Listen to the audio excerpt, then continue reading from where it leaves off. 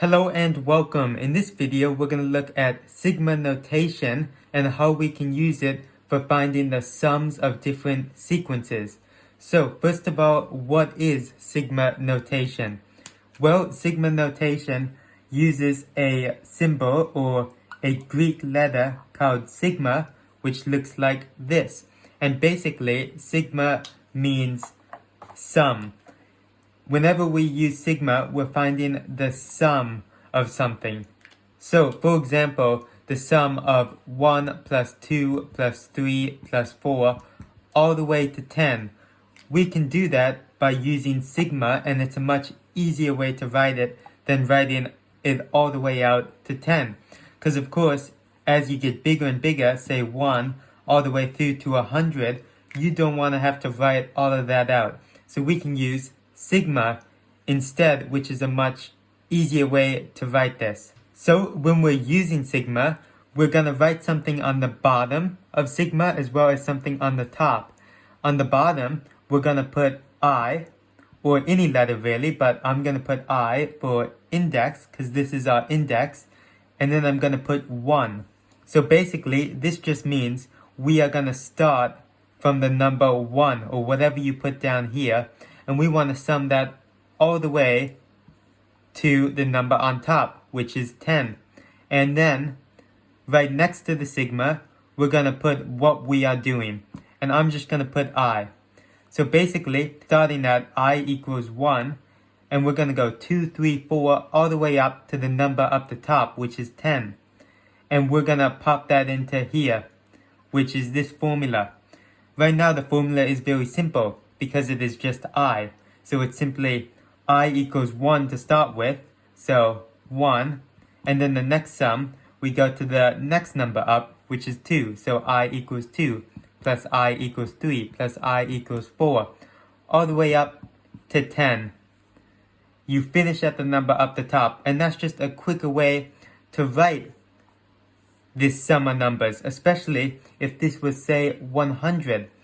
And then once you have that all written, of course, you will add it all up. So 1 plus 2 plus 3, and you will get your answer, and you can write that down. However, if you have a scientific calculator, you can instead just plug that into your calculator. And that's a very quick way to get an answer to a problem where you have to sum a lot of numbers. However, it's not always as simple as just summing numbers up to a number. Sometimes the formula part of the equation can be a little bit more tricky. So, for example, let's say we have a different problem. So I'll put a line here, where this time we have A1 equals 5, A2 equals 4, all the way up to A5 equals 1. So we have these different numbers, and we're going to use that to solve this equation. So say we're given the equation sigma, where down the bottom, we still have I equals 1, and up the top, we have 5. So we start at 1, and we go all the way through to 5. However, in the equation part, we could have something more advanced. So we could have A, and then a little I here, as well as to the power of I, for example. But the way we solve this remains the same. So we're still simply substituting I into these equations, starting from what's down the bottom, so 1, and going all the way up to what's up the top, so 5. So we would start with A, so A doesn't change because A, we're not substituting anything into A. But we are substituting into I, so we'll have a little 1 there. We can put our brackets on, and that's to the power of 1. And then we'll have plus, and we go to the next number. So we still have A, but this time we have 2, because we go up a number to the power of 2, all the way through until 5. So we're still simply just substituting our values in. Nothing is changing. However, in a problem like this is a good example of what you might be asked to do. You have to then recognize, okay, I've substituted I in. I've put 1, 1, 2, 2. But then, up here, we can see A1 equals 5. So A1 is the same as 5 to the power of 1. Plus A2 which we can see is 4 to the power of 2. And if we go all the way along, we can see A3 is 3, and that's to the power of 3, plus A4, which is 2 to the power of 4, plus A5, which is 1 to the power of 5. So that's the application step that you may then be required to go on top of simply substituting it in to an easier example like this.